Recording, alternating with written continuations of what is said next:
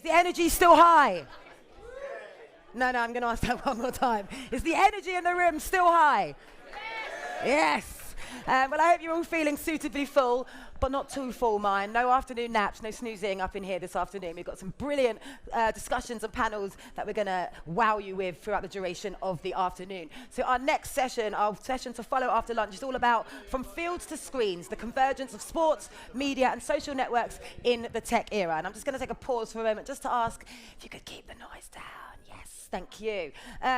So social networks, media, broadcasters, wherever you look, technology and data are being used to deliver not only immersive, but also personalized content to feed consumer expectations and appetites and to win the ultimate prize. I am, of course, talking about engagement. From Insta Live to live matches, every view, every engagement is up for monetization. So how is it impacting the business of consumer engagement across these platforms? And what does it mean for businesses in terms of data privacy, ownership, and digital rights management? And how can this convergence keep up with the need for responsible and inclusive practices? And what might this look like in the future? That is what this session is all about. So to kick things off, it gives me great pleasure to welcome to the stage Vivek Oberoi.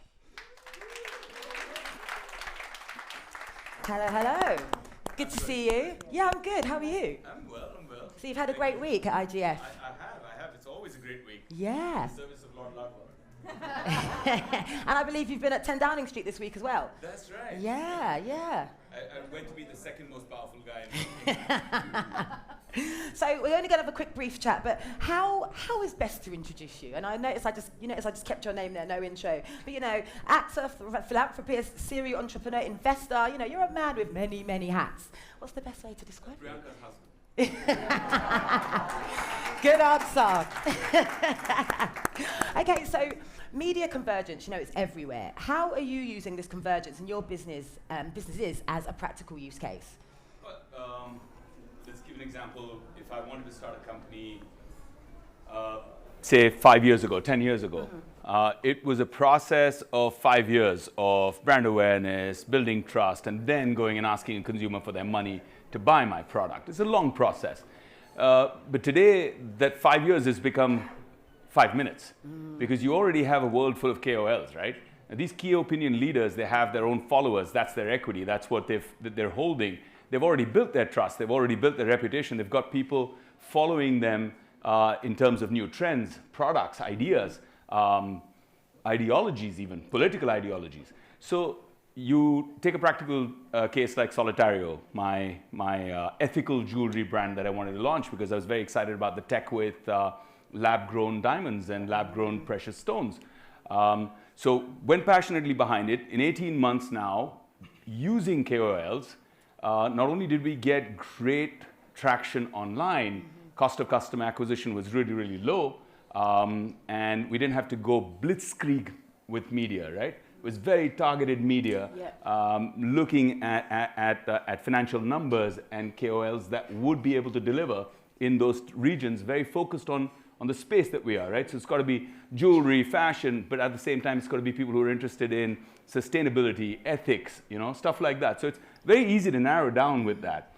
And if you look at the convergence there, it's 5 minutes as a cycle from discovery of the product to an impulse buy or just wanting to be a part of a movement. And that's the Gen Z millennial outlook. So it not only affects the online presence and sales and building of a company, but in 18 months now, the offline effect of the digital footprint is that I go to Spain, we do a collab with Vogue, we have influencers come on in Spain, promote Solitario, and suddenly I have one of the widest distributors closing 40 points of sale just in Spain alone. Yeah, wow. So you built a company on the basis of that convergence. So it's about, I guess, recalibrating, really reshifting and thinking about the end user, the end product, and streamlining to get their attention. Ultimately. Absolutely, and in each field has its own way. When we look at media, when we look at content consumption, all of this, anything that you want to do today, you have to be able to understand it. It's like if you go back 20, 25 years, if you didn't understand taking your business from offline to online, if you were lost in the whole dot-com boom, your business suffered. And I think that's what this is. You have to understand media convergence, agnostic to any business that you're in. Yeah, and I appreciate, it can feel like a mental minefield for a lot of people. But like I say to a lot of people, including my parents, tech is evolving at such a fast pace. If you don't keep up, you will get left behind. Right? For sure. Yeah. So you mentioned Gen Z, where a lot of us are now watching live sports on our phone, on our tablets. Many Gen Z and younger people, some not necessarily in that age group, find the concept of watching TV old and archaic. So would you say TV is the new radio? It's funny you say that. I wouldn't say TV is the new radio. I would say TV is the old radio. Because the new radio is podcasts, right? They're just out there garnering interest and massive following already. TV is the old radio. TV is that flying dinosaur, heading at lightning speed towards extinction. If they don't reinvent, it's game over for TV media. When in 2016 I did Inside Edge for Prime, yes, it was interesting to see that colleagues in Bollywood circle, well-wishers came to me and saying, "What are you doing with your career? Why are you messing with this thing called OTT? Do film, do TV. Yeah. What is OTT? Who even knows about it? How many subscribers do you have? What's their reach?" And today everyone's on OTT, exactly. Right? So that time stupid, now trailblazer, right? Because while doing that, I kind of discovered a lot of things. I discovered that I changed the average age group of following. People who watch and follow are familiar with my work, and suddenly extended my relevance by 10 to 15 years just by doing that, entering into a form of consumption, not necessarily content that's relevant to them, but just the form of consumption, being on a platform that's more familiar and comfortable with them, allowing them to discover you in a whole new way. The second thing that I realized is consumption itself has changed. So whether it's OTT, whether it's sports, you're watching it in your individual silo. Earlier, when I was growing up, a bunch of friends would get together. We would go, stand in line at a theater, buy our tickets, buy the popcorn, go sit down in our seats, watch a movie, whistle in between, and then jabber about it during interval. But now it's live while it's happening. So people are watching episode, where are you? I'm on episode 1. Oh my God, wait till you see what happens on episode 2.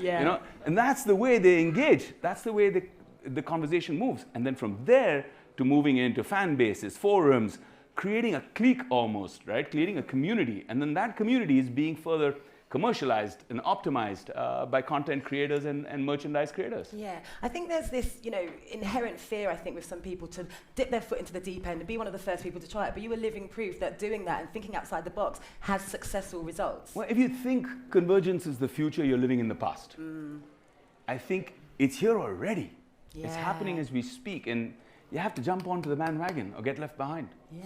I like that. Right, my final question for you. How do we maintain authenticity and creativity with all this convergence? How do you maintain and keep and retain that authenticity? Well, look, I believe authenticity is key, right? Because in today's world, in today's new media world, I believe that followers are the new currency. Yes. Engagement is the new equity, right? And that's how you're valued. If you don't have authenticity, let's take the disaster that was Bud Light, right? You try to jump onto a bandwagon without really researching your loyal customer base, without resonating with your brand over the decades. You try to jump onto a trend and you destroyed $27 billion in value with one campaign. You've been set decades behind only because there was no authentic resonance with your brand.